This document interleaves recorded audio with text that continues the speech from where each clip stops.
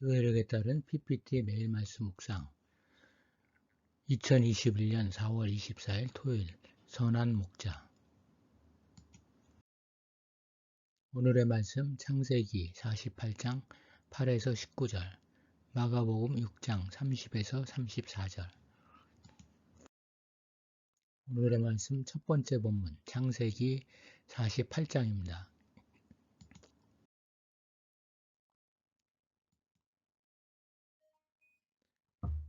야곱이 요셉의 두 아들을 만나 축복합니다. 므낫세와 에브라임을 아버지 앞에 세웠습니다. 그들은 거의 20세 정도 되었다는 말이 있습니다. 야곱은 요셉에게 이들은 누구냐 라고 물었습니다. 야곱이 이 아이들을 처음 보아서 묻는 것이 아닙니다. 그의 시력이 쇠약하여 잘 보이지 않아서 물었지만 또한 법적인 입양 절차를 시작하면서 이들의 신분과 순서를 확인하기 위해서였습니다.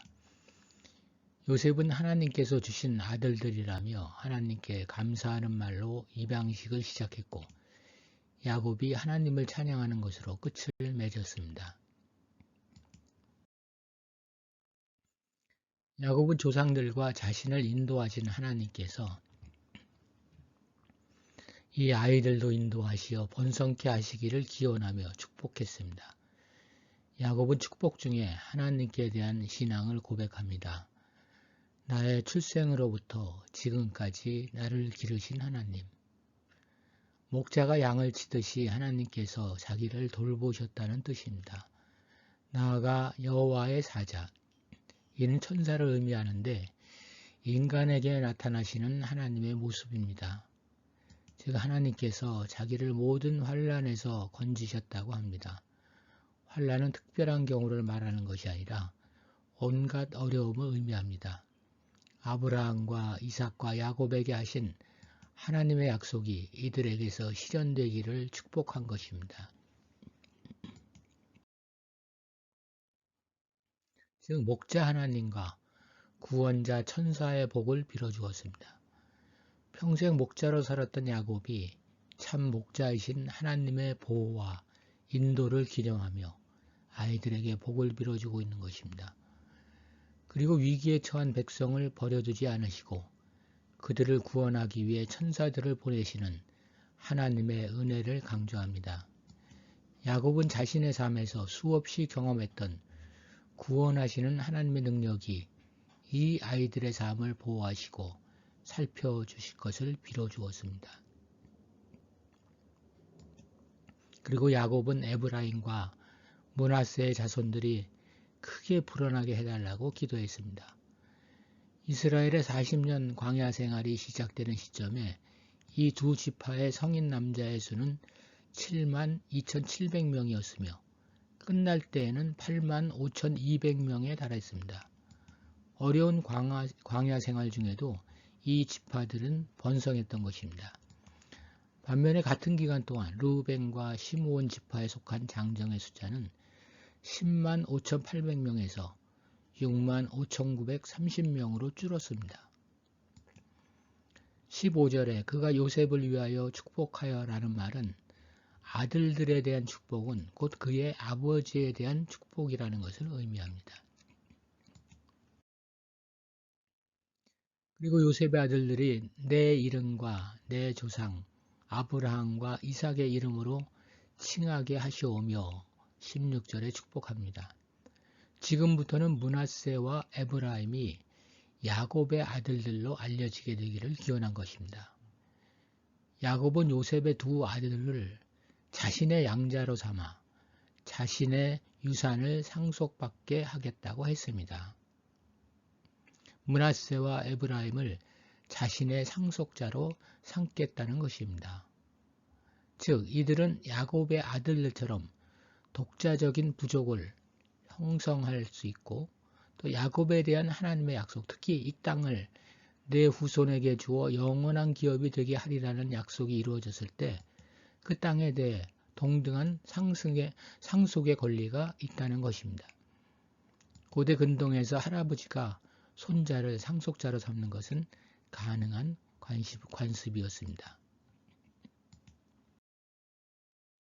요셉은 아버지가 오른손을 차자인 에브라임에게 얹고 왼손을 장자인 므낫세에게 얹은 것을 보고 아버지가 눈이 어둡기 때문에 실수한 것이라고 생각했습니다. 그래서 그는 아버지의 손을 바꿔놓고자 했습니다.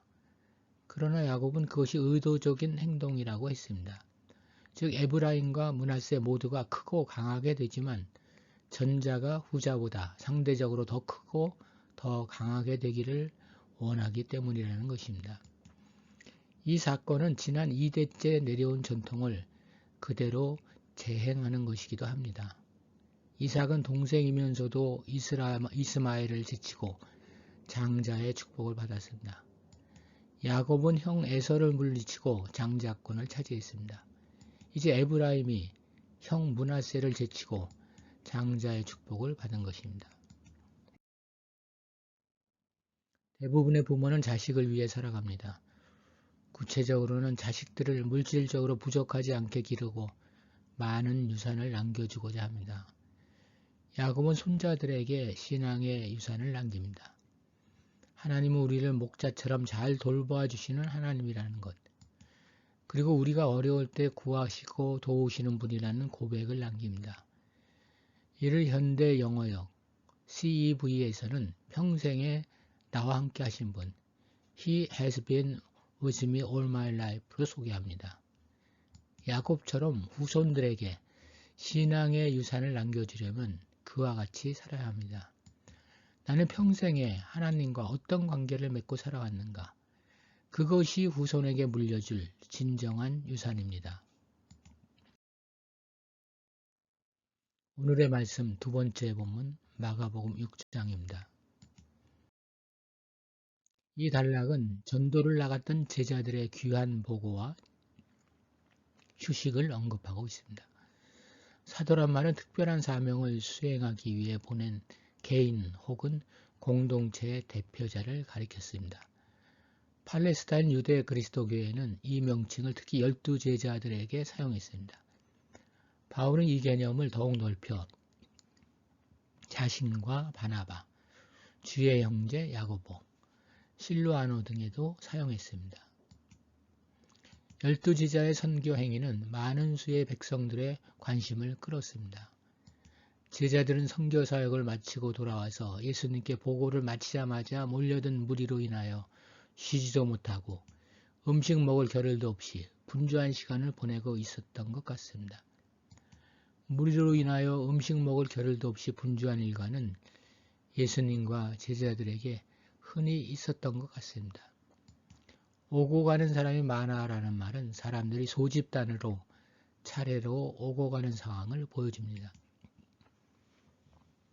이런 경무에 시달리는 예수님과 제자들에게는 무엇보다 휴식이 필요했습니다. 그런데 예수님은 그러한 제자들에게 외딴 곳에서 잠깐 쉬도록 조치를 취하십니다. 누가는 그곳을 벳세다였다고 밝힙니다. 벳세다는 어부들의 집, 고기 잡는 집이란 뜻입니다. 당시 갈릴리 호수 양편에 같은 이름을 가진 두 개의 벳세다가 있었습니다. 여기서는 갈릴리 호수의 북동쪽, 즉 요단강물이 갈릴리 호수로 유입되는 입구에서 북동쪽 약 1km 지점에 위치한 비옥한 평야지대를 가리킵니다. 이곳은 분봉왕 헤롯 빌립의 영토였으며 로마 황제 아우구스투스의 추방당한 딸 줄리아를 기념하여 벳세다 율리아스로 불리기도 했습니다. 오늘날은 시리아에 속해 있습니다. 아마도 예수님은 제자들이 갈릴리 지역을 벗어남으로써 무리로부터 오는 압박을 잠시나마 피하도록 배려하셨던 것 같습니다. 하나님께서 광야에서 당신의 백성에게 쉼을 제공하여 주신다는 구절이 많이 나옵니다. 하지만 예수님의 이러한 배려에도 불구하고 그들의 이동 장소를 미리 알고서 그곳으로 미리 달려가 기다리는 무리 때문에 제자들은 쉴 수 있는 기회를 갖지 못합니다. 아무튼 그렇게 몰려와서 기다리고 있는 큰 무리를 보신 예수님은 그들을 불쌍히 여기십니다. 마가는 예수님께서 그러한 마음을 가지신 이유를 그들이 목자 없는 양 같았기 때문이라고 설명합니다. 목자 없는 양은 구약에서 온 표현으로 목자는 구약에서 여호수아, 다윗 등 구원자를 가리켰습니다. 영적 지도자가 없이 시달리고 버려져 있는 무리의 안타까운 상태를 묘사한 표현으로 보입니다. 마가는 예수님이 느끼는 연민을 그의 가르침과 관련시키고 있습니다. 무리가 불쌍했던 것은 목자가 없었기 때문이며 목자가 없음은 곧 말씀의 부재를 의미하기 때문입니다. 실로 마가의 예수가 본 무리의 문제는 양식이 없어서라거나 물이 없어서의 문제가 아닌 하나님의 말씀이 없어서의 문제였습니다. 하나님의 일을 열심히 하는 것은 자랑스러운 일입니다. 그런데 얼마나 열심히 해야 하는 것일까요? 여기에 그 답이 있습니다. 밥은 먹을 정도, 그래야 힘을 내서 일을 계속할 수 있지 않겠습니까? 아마 하나님께서도 우리가 밥도 못 먹고 일을 하는 것을 기뻐하지 않으실 것입니다. 밥을 먹는다는 것은 여유를 찾는다는 말입니다. 중요한 일을 할 때 피곤하면 실수를 하기 쉽습니다. 마찬가지입니다. 배가 고프면 짜증이 나고 그래서 일을 망치게 될 수 있습니다. 예수님께서도 분주한 제자들을 말리셨습니다. 예수님은 목자와 같이 우리를 돌보시는 분이십니다.